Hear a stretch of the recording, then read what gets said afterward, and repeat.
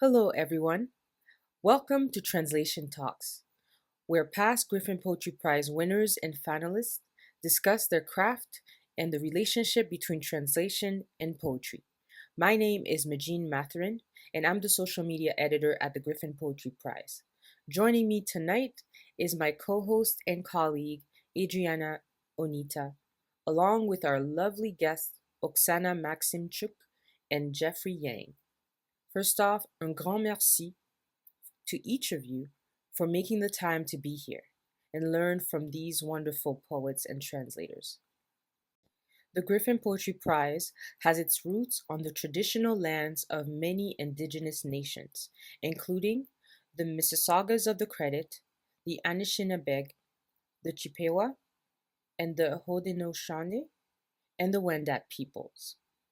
We begin with this acknowledgement to highlight the deep respect for these lands, their languages, and the people who have cared for them for generations.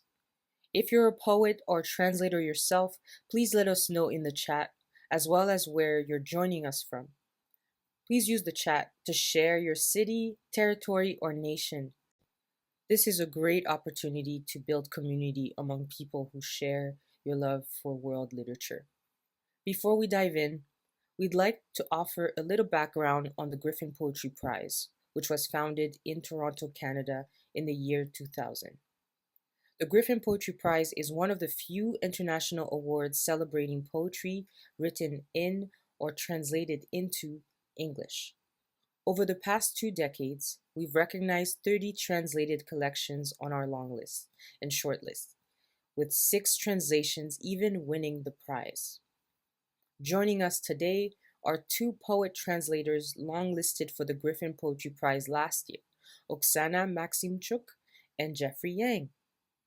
Yes, it's a pleasure to welcome Oksana and Jeffrey to our 10th Translation Talks. Thank you both, and thank you everyone for being here today. I'll start with a brief introduction to their work and then invite them to share a brief reading. So to begin, Oksana Maksymchuk is a bilingual Ukrainian-American poet, scholar, and translator. She has published 2 poetry collections in Ukrainian, Ksenia and Love, and received the Antonich and Smolowski Prizes, 2 of Ukraine's top awards for younger poets. Her debut English language poetry collection, Still City, was longlisted for the 2025 Griffin Poetry Prize and the PEN Volker Award for Poetry. She co-edited Words for War, New Poems from Ukraine, an anthology of contemporary poetry, and has co-translated Furious Harvests by Alex Averbuk, The Voices of Babin Yar by Mariana Kiwanovska, and Apricots of Donbass by Lyuba Yakimchuk, receiving several awards for these translations, including the Joseph Brodsky Stephen Spender Translation Award, the Scaglione Prize for Literary Translation, the Peterson Translated Book Award, and the American Association for Ukrainian Studies Translation Prize. Oksana has recently been a visiting writer in residence at the University of Chicago and the University of Arkansas and the Schoes Center for International Writers. And she holds a PhD in ancient philosophy from Northwestern University. And we also have Jeffrey Yang with us today. And Jeffrey Yang is the author of 4 poetry collections, Line and Light, Hey Marfa, Vanishing Line, and An Aquarium, and an editor at New Directions Publishing.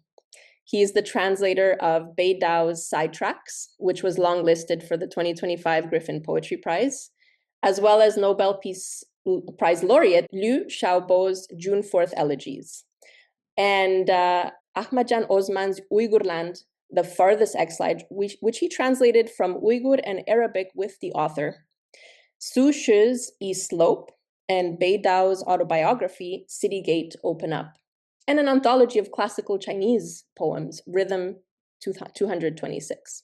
He's also edited several anthologies, including Birds, Beasts and Seas, Nature Poems, and Time of Grief, Mourning Poems. So thank you, Oksana and Jeffrey, for joining us and sharing your insights today.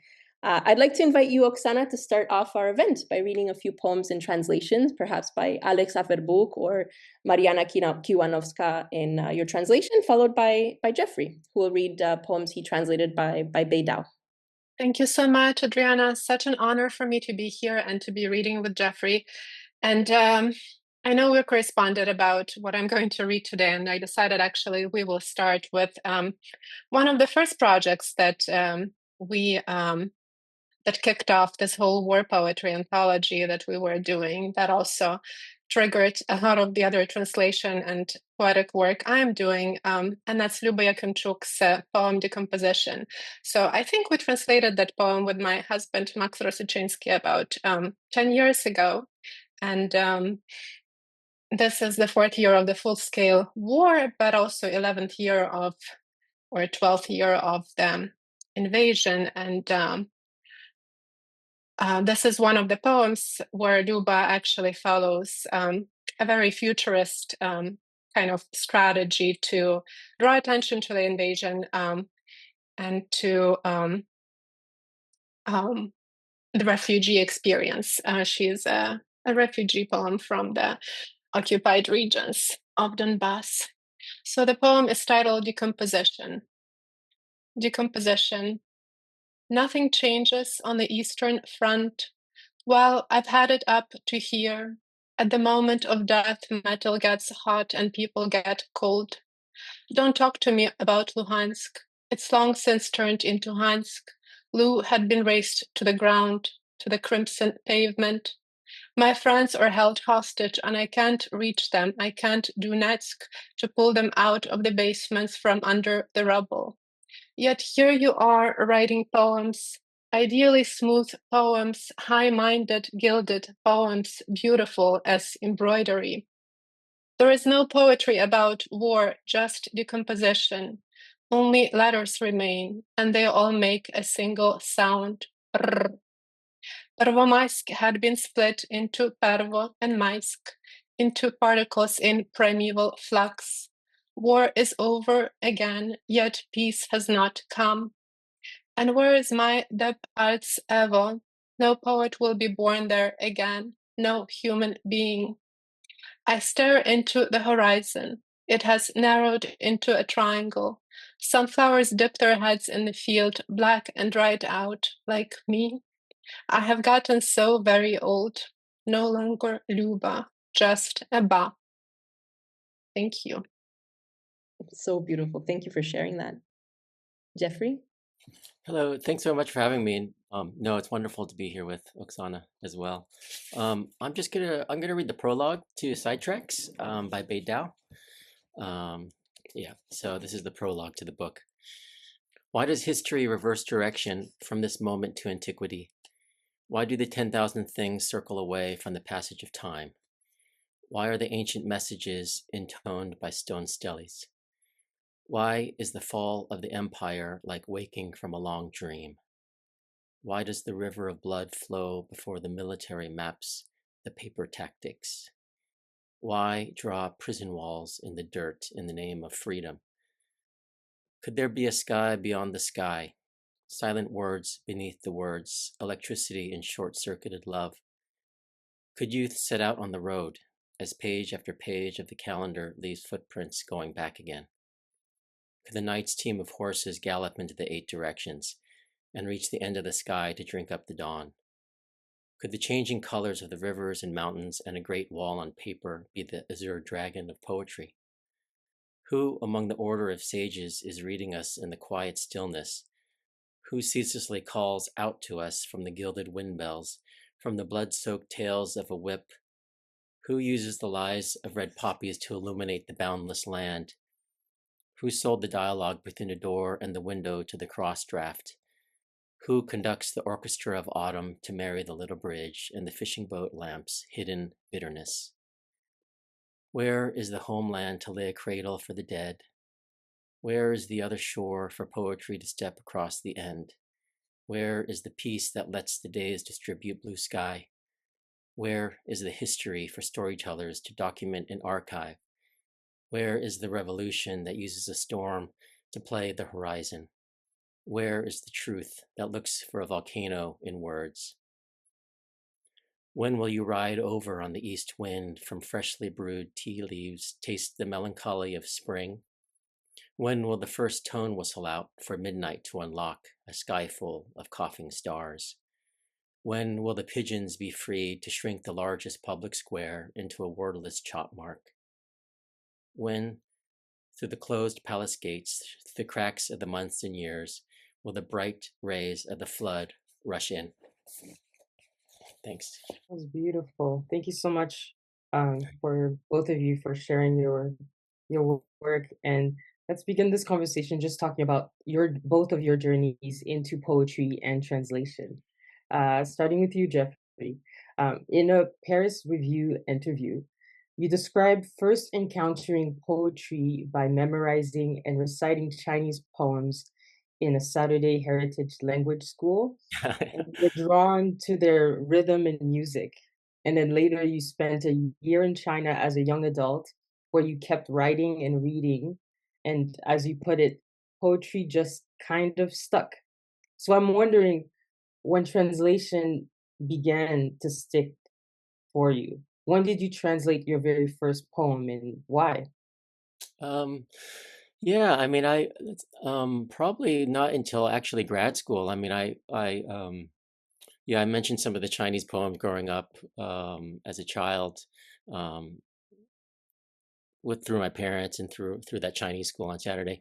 But and then later on through school and college, especially, seeing like bilingual editions of poetry were really helpful and kind of a revelation first finding some of those books.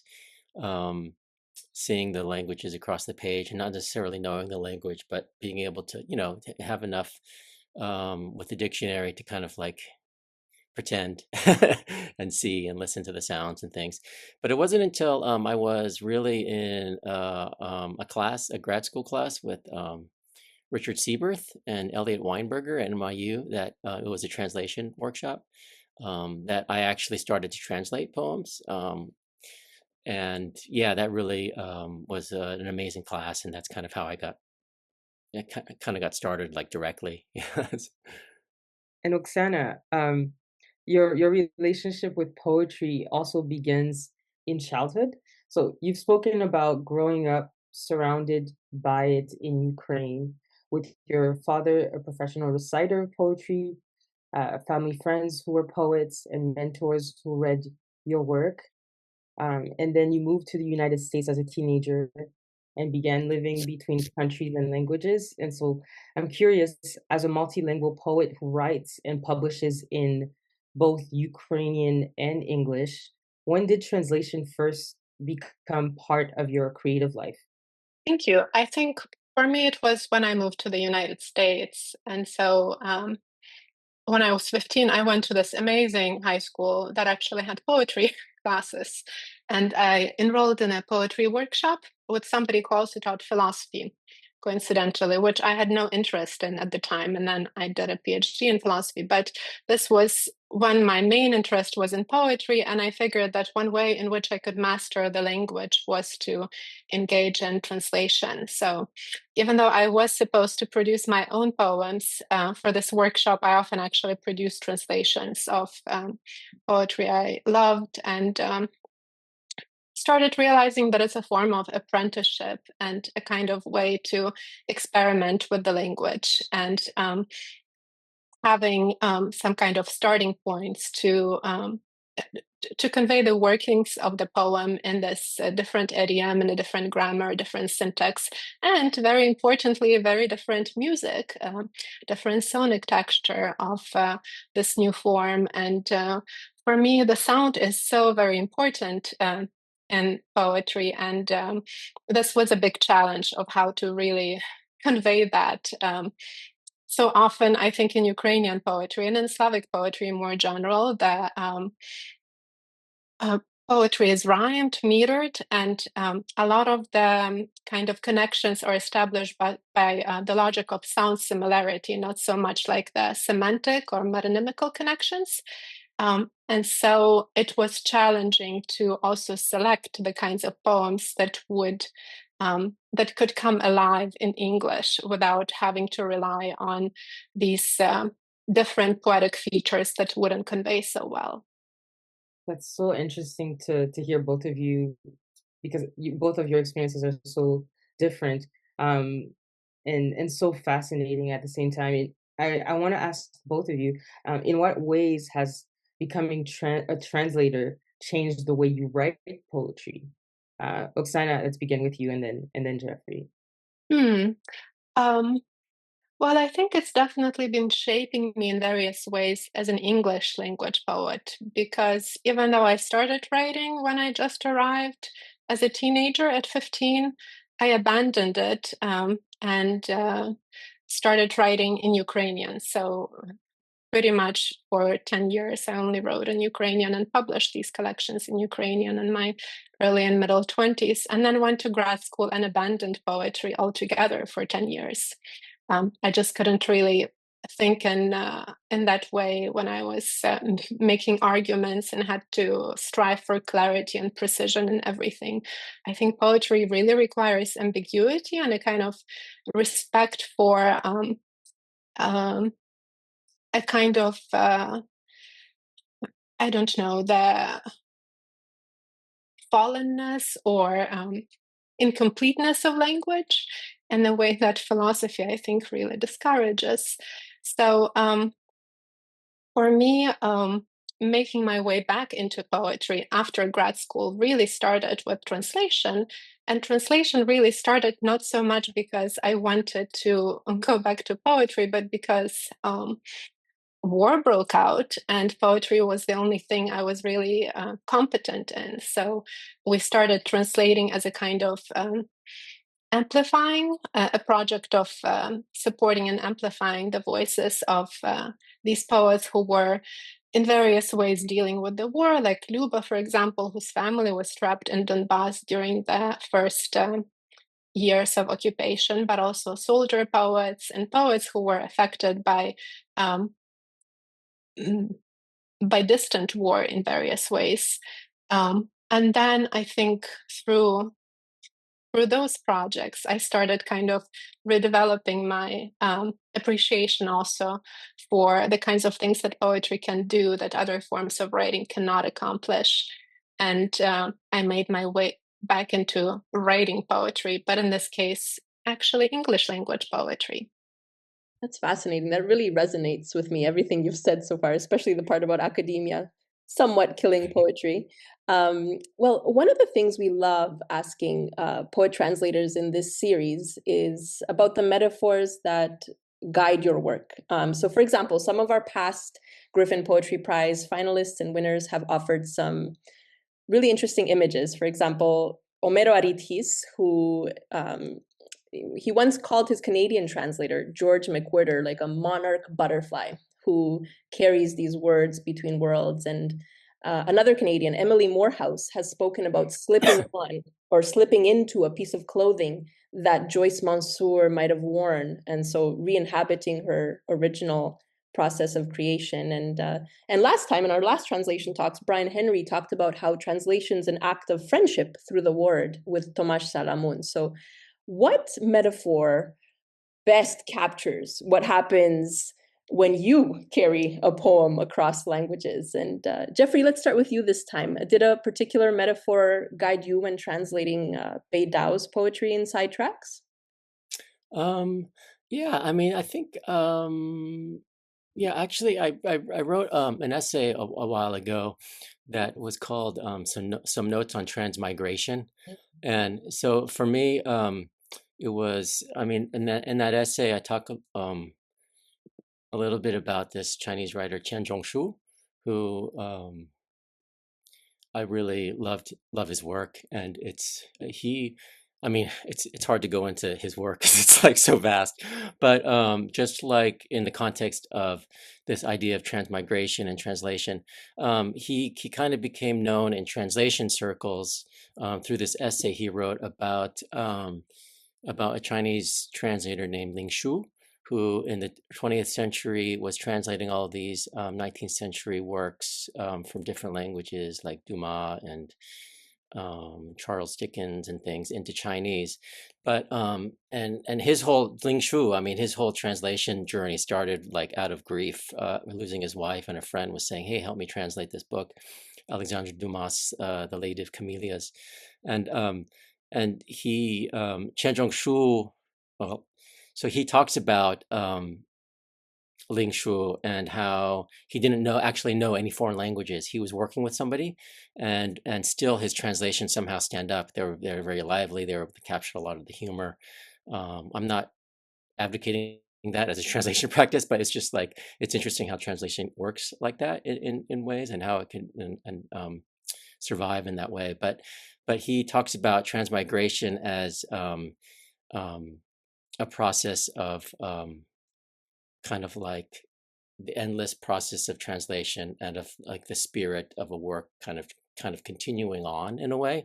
But the funny thing is, like with Chen Zhongshu, he wrote these very dense essays with a lot of allusions in them, and he was kind of like I mean, his mind was incredible, but he had his idea of transmigration actually came from like a 17th century source. He cited this footnote from like a letter that George Savy, this duke or somebody, I can't remember, wrote in a letter to the translator of Montaigne, who called it une metempsychose linguistique.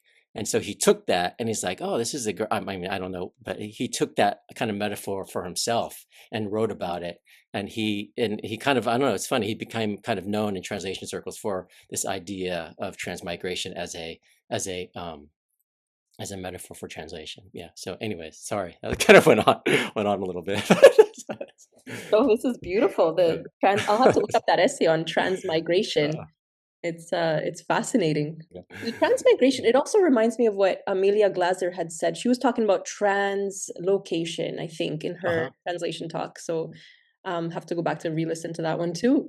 And Oksana, in a TEDx Vienna magazine interview, you described translation as taking a bit of magic and trying to get that magic to happen again for a new audience, in a new context, in a whole other language. And you go on to say that you think of poetic translating as twinning, creating a twin rather than a copy, and that poets themselves, for this reason, are the best translators of poetry. So I wanted to ask you, does your metaphor of twinning shift depending on whether you're translating alone or co-translating with others, as you've so often done? Well, I was going to actually begin with something else, but I think this is related. And I think there are many ways of thinking about what this twinning involves. So you can think that in some ways, maybe the twinning is accomplished on the level of the text.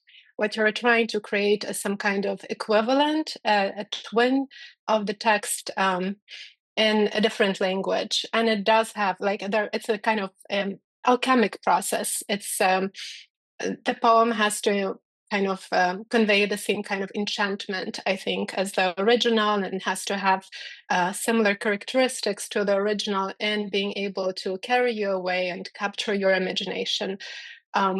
But I think it's also a twinning on the level of the poet. So we have two words for translation in Ukrainian. One is paraklet, and that is, I think, probably what Amelia was referring to. It's a movement from place to place. It's kind of like you have an ontologically existent object and you're relocating it to a different place. And that supposes that the object kind of remains the same or retains its identity. But a different word for translation is paraspiev, and that too splits into two meanings. So one way of translating the term paraspiev, which is the term for translation, is to sing something again. So let's say there is a song that I hear in the original language, and then I sing it again in the new language. So I'm inventing a new song in this new idiom that is related to the old song. But another meaning of the term paraspiev is to sing with somebody, in dialogue with somebody. And I think it's also related to this idea of twinning, that you yourself are becoming like the other with whom you're entering into the dialogue. So there is a process of your transformation as a poet for the duration of you working on this project, where it's kind of like you're being haunted by this other person and you're expressing this other poet by trying to take on their voice and imagining what that voice would sound like in this new language. So I think that twinning is still a promising metaphor, again, because it suggests an organic growth, but also this kind of intentional, willful, agent-like effort on the part of the translator to become like the other that they're trying to imitate. That's so fascinating. Thank you both for sharing. And on the topic of just like musicality, we'd love to just talk more about that relationship with translation and musicality. Jeffrey, in a 2018 interview with Poetry Northwest, you spoke about the musicality of poetry, saying poetry is much about sound and music, but also the image and the movement of images. And then in your essay, The Mask of the Translator, reflecting on the controversy surrounding translators that significantly recreate a work without direct knowledge of the target language, you recall the blues singers and pianist Little Brother Montgomery saying that there's a right way to translate and there's a wrong way. That you can't just translate the way you feel. The music has to come from within, yes, but you have to translate right. And so, what role does sound and musicality play in your translation process? Um, yeah, I think it's like at the heart really of poetry for me. I mean, I've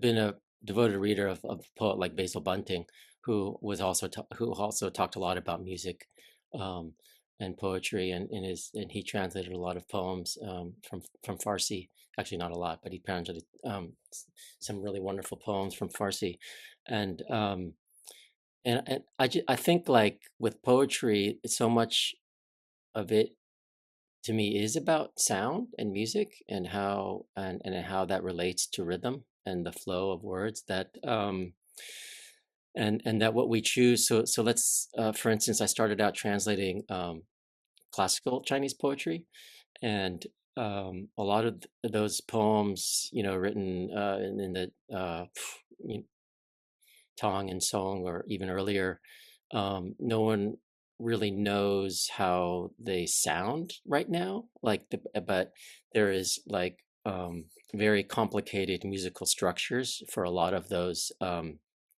poems, and how they're kind of composed through a tonal pattern because the language is tonal. And so I guess, because the language that I was also growing up with was Chinese, and I was introduced to these poems, as a child. And I didn't really break down the kind of tonal structures until later, or learn more about that.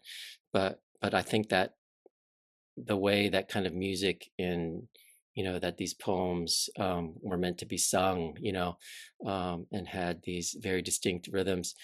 A lot of times there was a whole kind of like musical accompaniment to them that is also lost. But that becomes so important for me, like, as a translator of like, you coming to that poetry of classical Chinese, you really have to think about that. Like, even if you can't translate that as like an equivalent, you're trying to think of things in English that will work through sound, that will kind of like at least nod to it, or somehow capture some of the spirit of that. And I think this has been, for classical Chinese, it's been a process through other poets and translators for a long time. I mean, not a long time, but 20th century, like with Cathay and Pound, and and on and through a lot of different translators of that poetry. It's so much about that is trying to figure out like the music and sound, and how it feels on the page in that way. Yeah. So that's in the context of that poetry. Yeah.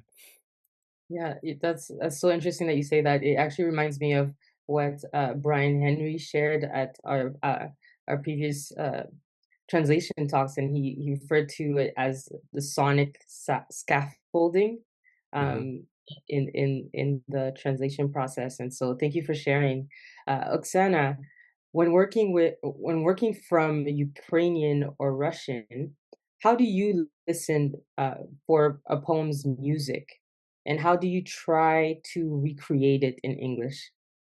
So logistically speaking, I read things out loud, I guess. Um, so I would read the originals out loud, and then I would also read the translations out loud. But often I actually have to, you know, um, kind of take measure of my own ability when I'm approaching a poem.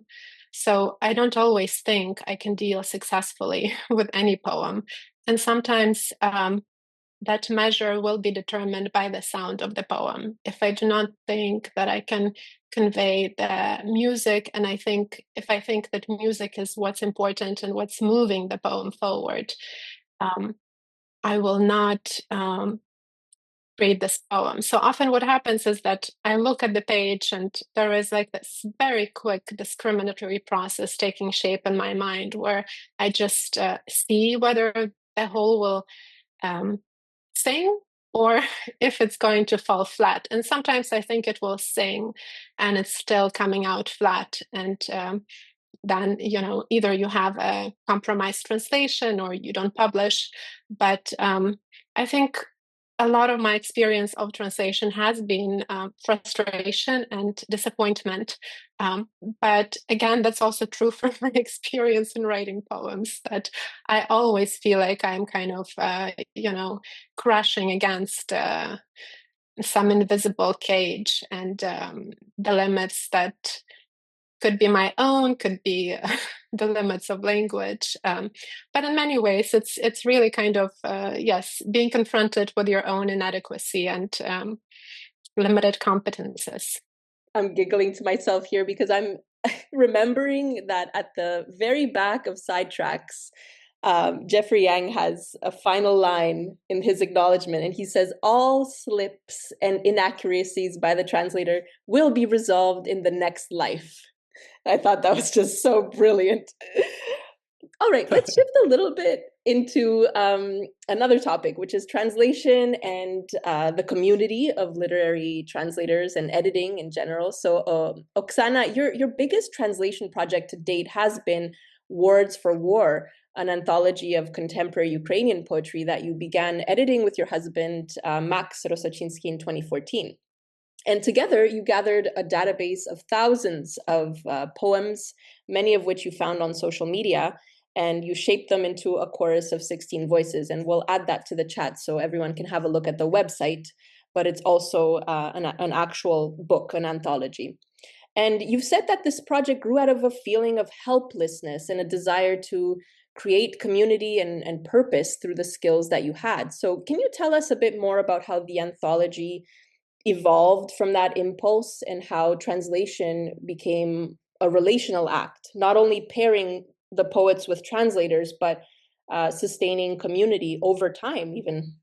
Thank you. Yeah, it was kind of like, I guess we very much had a feeling of screaming into the void when we began the project. Even Ukrainian poets were really reluctant to work with us because they thought that it would be very bad for Ukraine if the acknowledgement of Ukrainian war poetry were to kind of take shape in the form of this anthology, because very few people wanted to think of Ukraine as a place of war at that time, and to reduce Ukrainian literature to war literature.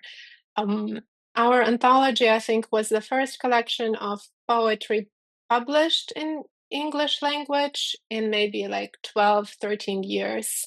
The collection before that maybe was published in 2001 or 2.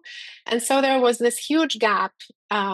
And there was a feeling that starting with Ukrainian war poetry after this huge silence was doing a disservice to Ukrainian literature. And there is still that feeling. I mean, I would go to festivals and people would say, well, how do we move out of war literature? Because we have so much more to offer.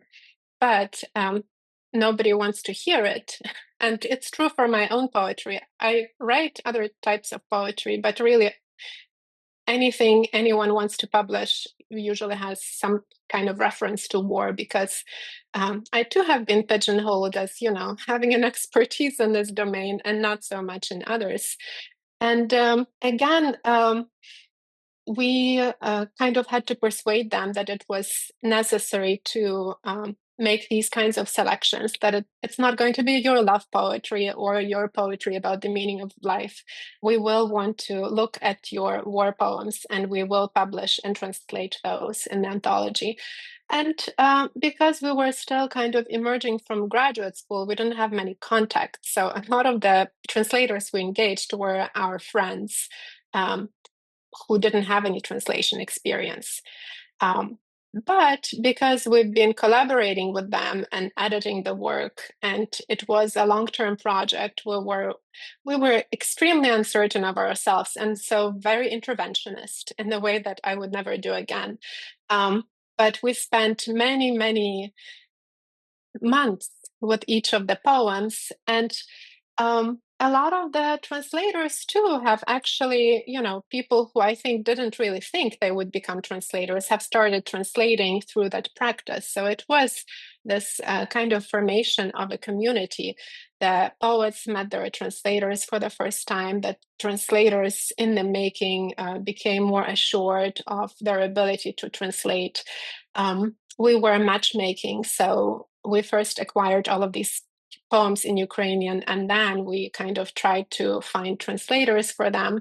So there were these contacts that when the actual full-scale invasion broke off, the translators were very helpful quite often to their poets in supporting them and finding money for them, or fellowships, or residencies, or ways for them to escape even just for a couple of weeks when, for example, like now there is a kind of power outage, a situation where it's too cold really to be in certain cities. So there has been a lot of kind of very practical community building that goes far beyond just this poetic community. And that has been a really nice, I think, outcome of doing this project. And a lot of the poets represented in the anthology have now had their full-length collections published as well, often with these original translators. Is one example of that Amelia Gleiser and Yulia Ilchuk? They were part of it before? Mm-hmm. Yeah, they were part of the original team. And I don't think that either of them have translated Ukrainian poetry before this. Yeah, that's fascinating. I remember Amelia saying like everything is at stake in their translation process when they collaborated together, because what's at stake is understanding what another person is going through. And that ethical and emotional weight of translating poetry from a war zone, of course, compounds that. Which also reminds me of something else Jeffrey said. You both have such quotable things that just live in my mind now. But Jeffrey said, I translate to reach another shore of understanding and to gaze into our wound of understanding. So Jeffrey, did you want to say anything about that to follow up? No, I mean, I just what Oksana was talking about with the anthology. I mean, it reminds me of this. There's this other anthology that was published out of Georgia Review called Hong Kong Without Us. I don't know if anyone has seen that, but it's definitely worth checking out. It was edited by this activist and artist collective called the Bauhinia Project, I think it's called. And but you could see it. It's you could find it at the Georgia Review site. But it's also a similar kind of anthology, except in this case, also everybody was anonymous. A lot of the editors and a lot of the poets, and they were kind of like gathered together through email and social media and things. And it was kind of like a snapshot of the pro-democracy movements there. So, I mean, I love these kinds of anthologies that are able to bring together these voices where otherwise they would kind of just be lost, really. I mean, or just forgotten in certain ways, or if they're not kind of like like those poems on the walls of Angel Island. You really need somebody to collect those things and or people to gather those together, and here translation was a part of that for both of these books. Yeah. That's fascinating. So, Jeffrey, you not only work as a poet and translator, but you've also served as editor at New Directions Publishing since the year 2000. So, 26 years now. Wow. Yeah. It's a press with one of the strongest records of Griffin Poetry Prize winning collections, including Self-Portrait in the Zone of Oh Silence yes. by Yeah. Omero Aritis, translated by George McWhirter, and Autobiography of Death by Kim Hai-soon, translated by Don Mi Choi. So I wanted to ask you, how has your experience as an editor over the last 26 years shaped the way you think about translation, and the literary translation landscape as a whole? Like, over those years, what changes have you observed in the way translated poetry is valued or published or even read? Yeah, I mean that's like a big question. Oh I yeah. haven't. Yeah, it's hard to reflect on that because it really feels it's gone by so fast in certain ways. Mhm. But also, I mean, I think one of the most encouraging things I think noticed, and I think others could speak to this too, who are here listening, is that there, in the past 10, 15 years, at least in the U.S., there really has been. A lot more presses focused on literary translation, focused on poetry, circumference, world poetry. There's just a number of places. And that wasn't really the case when I started out in publishing, I don't think. I mean, sure, there was always certain things going on. But I think with translation, it's really caught on, and it's in ways that it hadn't before. I mean, maybe it's kind of like in publishing, it's kind of gone like this a little bit, but it's definitely been an increase to the point where even like a lot of the major publishers, or the major is probably the wrong word. A lot of the bigger corporate publishers are have been getting more involved in translation. Even though some of them were from early on, but I just mean as like giving translators more credit for their work. Things like that has changed more, I think. Um, yeah, I mean, so that's one of the things. I mean, I don't think the Griffin Prize. Could you submit translations from the beginning? I don't know. I can't even remember that, but you Yes, could from the like. beginning. Oh, Yeah. okay. Yeah. So that was, that's been great. But I think like even the National Book Award, right? They started a translation prize and other things. And so there really has been, I think more of an acknowledgement of that work, Mm. as an artistic practice as well. Yeah, absolutely. Actually, from the very inception of the Griffin Poetry Prize, we always name the translator first. So you'll notice in all of our content online, Mm. website, social media, it's always the translator first.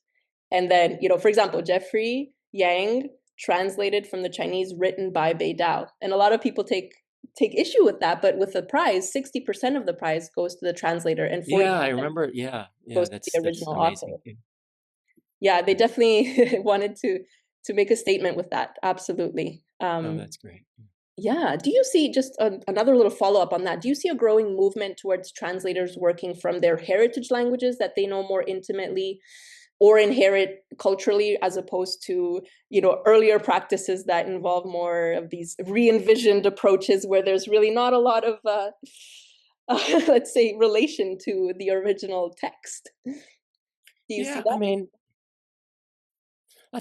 I don't know. I think yes, and also just people who are learning languages, and Mhm. getting interested in translation, whether it's Mm.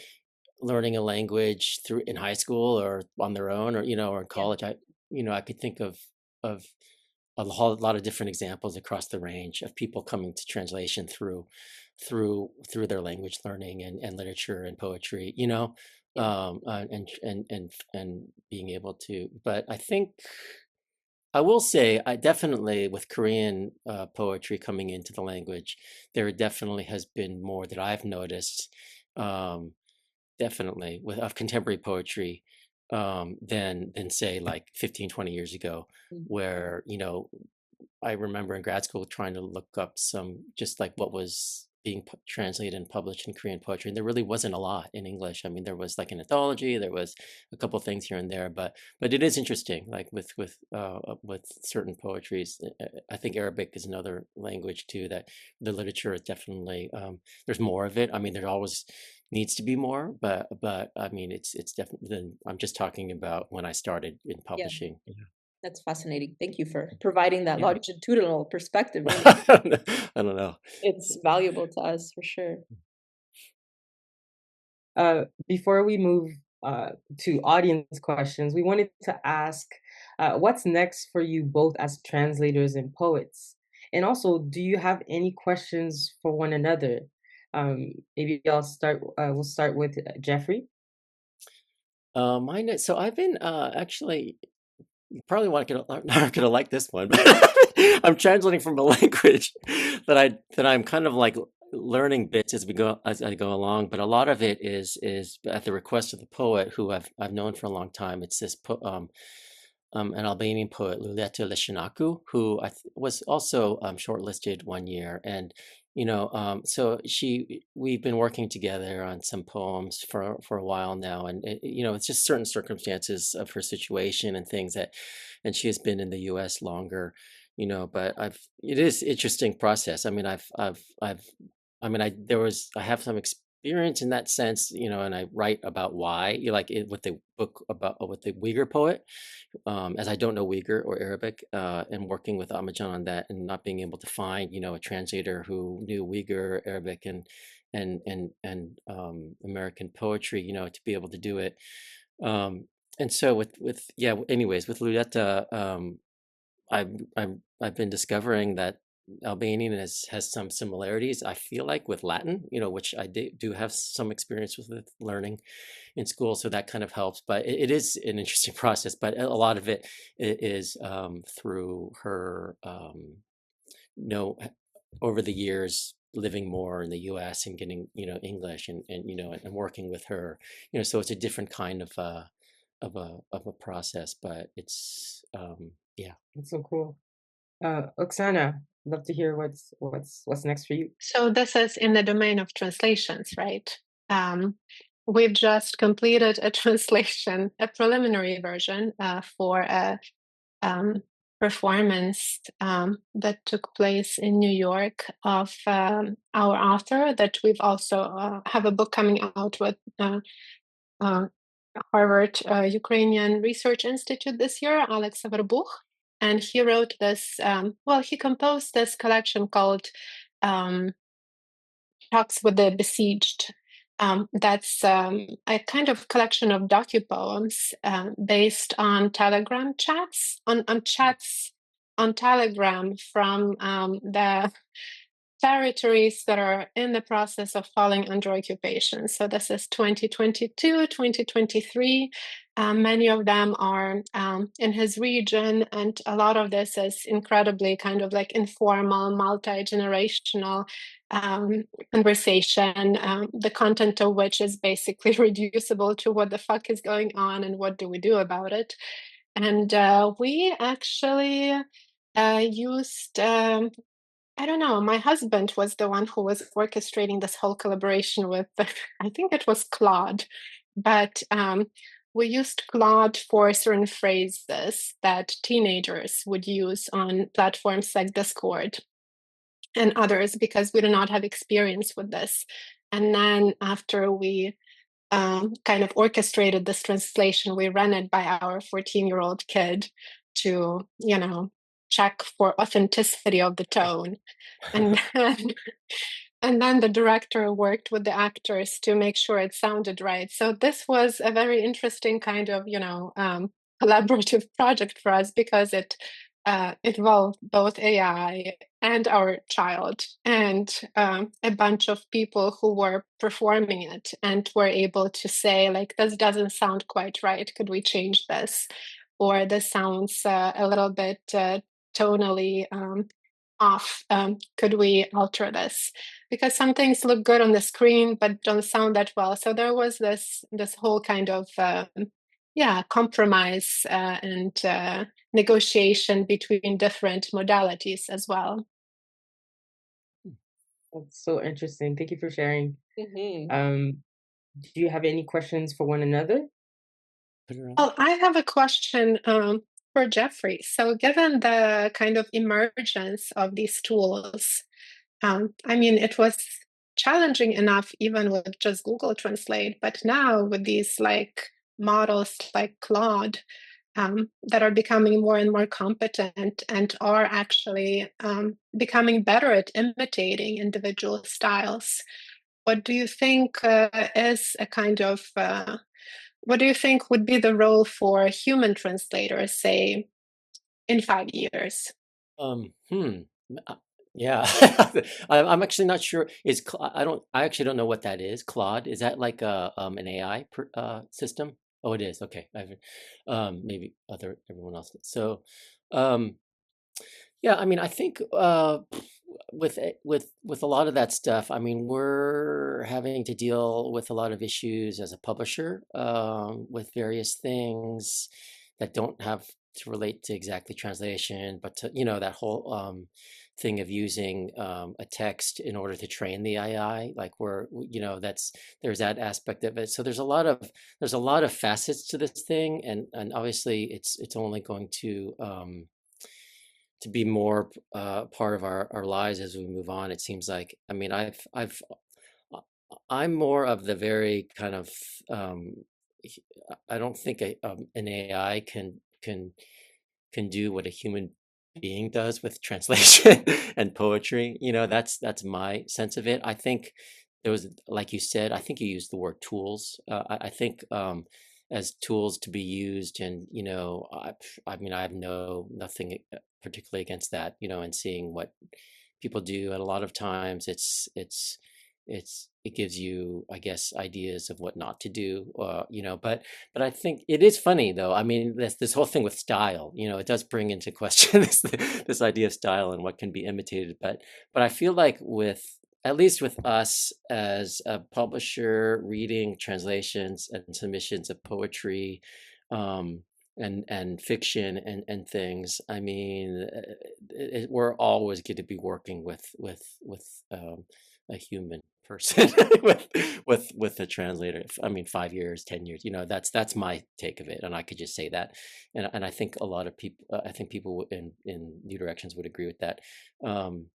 But there are, of course, there's a lot of unknowns of what's next, and what's going on. But I just feel like, yeah, that's just my sense of it. Yeah, I don't know. What do you think? Or, Yes, what do you think, I don't Oksana?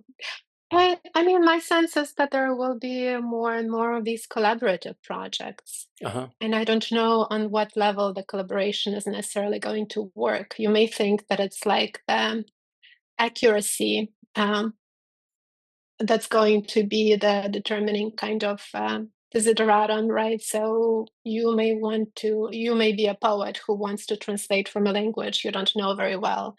And these tools can be used to kind of create multiple versions that you could then draw on to ensure that you're understanding the text and all of its multiple possible kind of shimmering contexts, and creating a version in English that would capture all of that. Or you may think that actually you're going to be the kind of extremely competent speaker of the or original language, and going to be conveying it into the target language, and AI is going to be improving it poetically. So they will be contributing the kind of the imitative aspect to it. Say, even now you can say, create a poem with these words in the style of Beidao, and or Jeffrey Yang, and Claude will execute this task, and it will only get better and better at it. And you may think that it's actually this ultimate polishing that it might be able to accomplish. So the human would be reduced to a kind of interlinear producer, generator of kind of propositional content, and the AI will be the artist. Sounds like a Cesar Iron novel.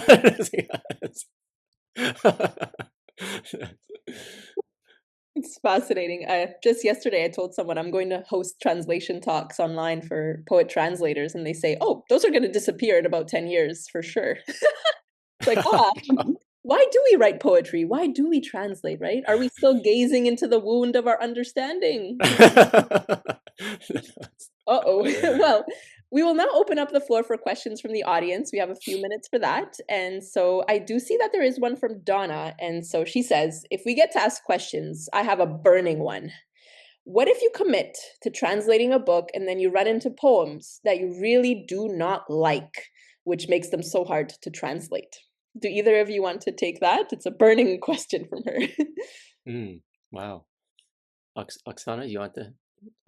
Um, well, I often actually do not translate complete collections, so I will pull from various collections, and that was what has happened pretty much with every book except for, I think, Mariana Kianovska's The Voices of Baban Yar, which we translated as a complete thing.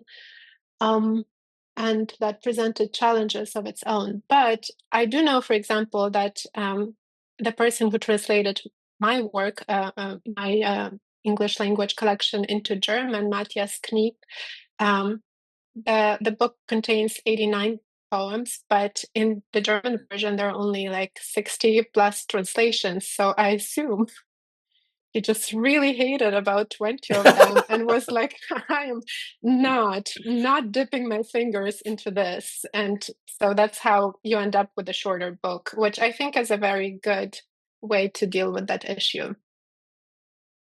Yeah, no, I would agree. I mean, I don't know if you're translating if they're alive or not, but that's something also to have a conversation if they if it's a contemporary poet and I mean in a way, right? Like saying like, oh, I feel like these poems are more successful than these kind of thing, and this would be a stronger, and you can make arguments for that without saying I hate them, or something like that. But I think it's totally valid, like to. I mean, we have to. I mean, this is all a labor of love for all of us, right? I mean, in many ways, and so yeah. Does anyone else have a dying, burning question?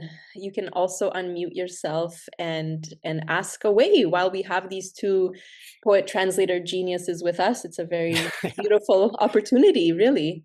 I could talk to you all day, but I'll let other people ask questions now. Can I ask a question? Yes, please. Who is talking? Roger speaking. Thank you. I did pose a question right at the beginning, and to some extent it has been answered already. But I was thinking about translating, say, just for the sake of argument, from, say, French to English. Now, the French readers would have understood the cultural context, the historical context.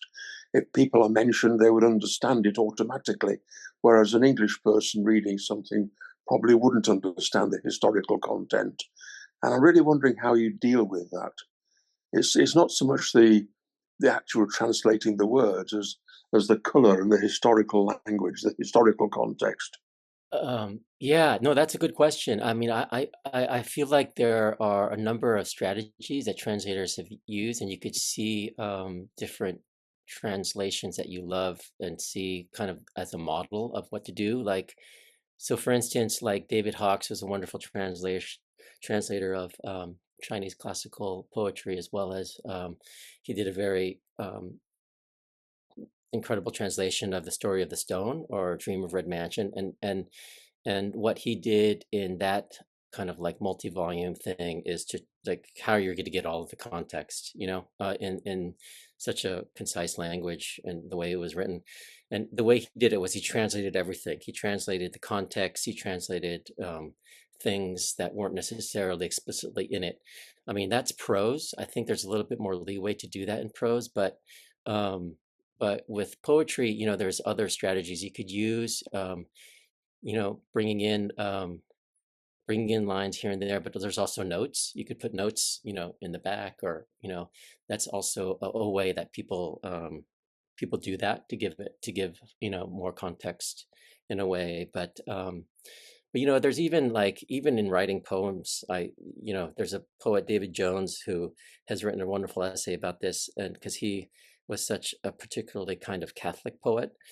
And he was writing these poems, and he wrote this essay, and he's like, how is anyone going to understand anything I'm going to say, because no one gets the references? And so the way he did it also was with footnotes. And even with the footnotes, you're like, wow, this is like really complex, but the reward of reading that and what he's doing is, those are being a kind of a devoted poetry reader. You really feel the rewards of the anathemata in some of his poems like that. Even when he's dealing like really at the edge of like, how do I convey this context, and these, he calls it, symbols and signs, and so even with poetry, there's like this issue, I think, and then with translating, I think, yeah, there's just different ways of bringing in notes or lines and things like that. That's kind of my thought about that. Thank you. Oksana, did you want to add anything to that? Yeah, I guess one very simple addition is that it's very hard to do this on the level of individual poems, but in many ways, when you translate a collection, that's an attempt to create its own context, right? And similarly for creating an anthology and for selecting poems, just as with Donna's question, what makes a collection? Sometimes the author has a kind of a misguided view about which poems are best, but also which poems kind of inform and explain and nurture one another. And somebody from the outside can give them advice and suggest that maybe cutting things is actually going to bring more clarity, or reorganizing poems, putting them in different combinations is actually going to amplify some of their meanings better. And so in many ways, I think as a translator, you actually have a bit of a authority also to create the context. And I think translators' introductions are really helpful for that. I always kind of impose my own understanding of what the context is in the introduction. And that, of course, is temporally specific and changes over time. So maybe if I were to, update things, I would be creating a different introduction every couple of years. But I think that's also the role of translating and retranslating the classics, that you're constantly recontextualizing things because things change in your culture. And it's not just the context back then that becomes less intelligible. It's also how we understand our own context that changes. And so these things need to be rearranged and made new. Yeah, I'll also add to that, like trusting the reader to get a lot of those references as well. I think I think it's is important as well. That balance. I was thinking of things like translating Shakespeare to Chinese, for example. I mean, the historical context will be understood by an English person reading English, even if it's difficult Shakespearean English. But the Chinese reader probably wouldn't understand the historical context of the royal families and so forth. Oh, but a lot of I mean, Shakespeare is huge in China. I mean, not only that, like there's a woman who spent like, God, 12, 13 years translating um, the last Finnegan's Wake. She wasn't able to finish it, but and that was kind of like a bestseller in China. Like her and gosh, talk about like references and stuff. So I feel like trusting in that sense, like trusting readers to do the work of like figuring these things out. I think I think they do. I think they do. Thanks very much. I don't want to hog the conversation, so thank you.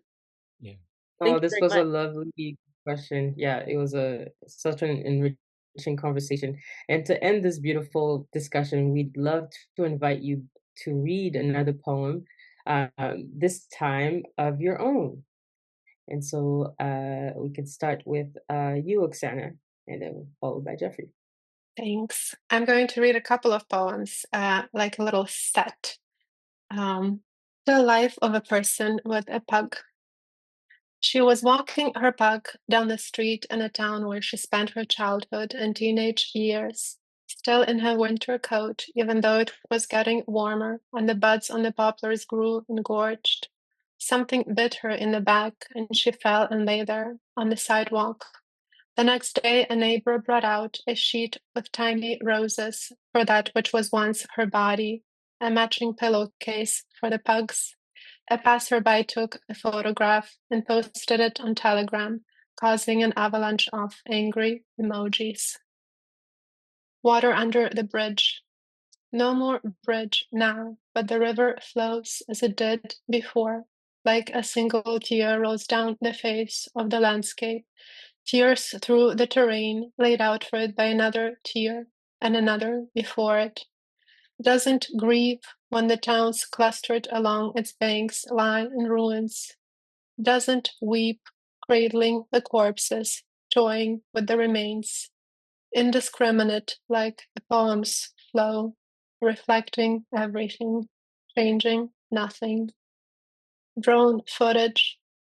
When a shell strikes a person, there is a scattering resembling a flock of birds taking off, hands flying in the air, signaling, feet levitating in mid-kick. Their avian shapes casting shadows, lithe and carefree from on high. Rocket in the room. What the rocket has in common with the room full of children is its current location. Somebody thought the rocket belonged in the room with children, and now it's here. In time, someone else will come and collect the pieces of the rocket and of the children, weeping and shouting insults at the sky. But for now, there's rocket and these children are an unsorted matter, a puzzle awaiting solution. Thank you. Thank you. Yeah. I'm going to read this poem from my book, Hey Marfa, and it's called Winter Spring 2017. There's an epigraph by Watanabe Hakusen. He wrote in 1937. That's translated by Hiroaki Sato, and he says, "These snowy streets, damn it, motherfucker, go fuck yourself." Snow, more snow in our hearts. Reams of snow spin down from on high, down the pressure gradients and icy rhymes, down the acid troposphere, man-made with time, down the windows and sails, mountains and pines, down the bridges, poles, rays, wires, waves, arrows, rails, down the street lamps and stuttering wings, down the locker room seats, signs and screens, down the ballots and cliffs, down the station, stacks, scarves, bells, plants, monuments, towers, tombs, eaves, snow pours out of the breathless deceptions, the deceptive aggressions, the rich currencies mired with means. Snow pours into the leaves and ravines, the forgotten caves, cracked cisterns, ruptured vessels, snow, more snow.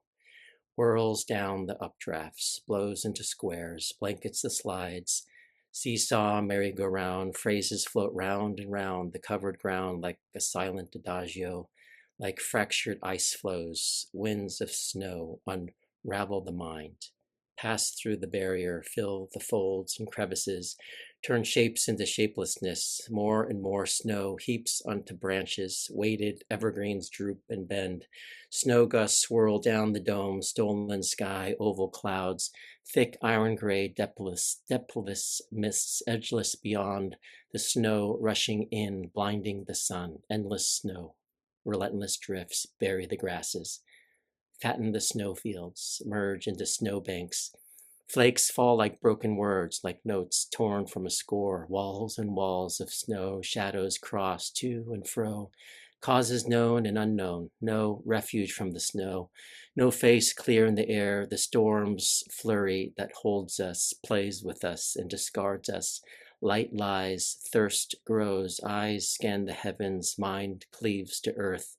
Snow piles snow, snow, snow, snow, snow, clouds break, snow still snows fast, then slow, melts or sublimates, blurs, returns, summer, fall, snow, more snow in our hearts. Thank you. That was brilliant. Thank you, both of you.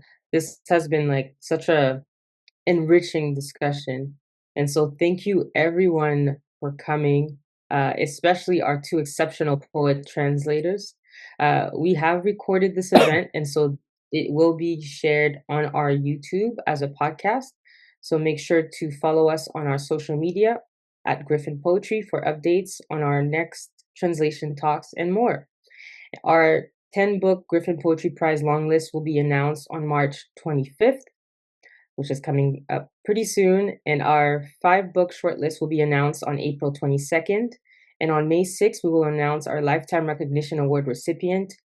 And on May 20th, we will announce this year's Canadian First Book Prize winner. The Griffin Poetry Prize readings will take place in Toronto on June 3rd, where the winner will be announced on stage. Thank you so much for coming, and we look forward to seeing you all again.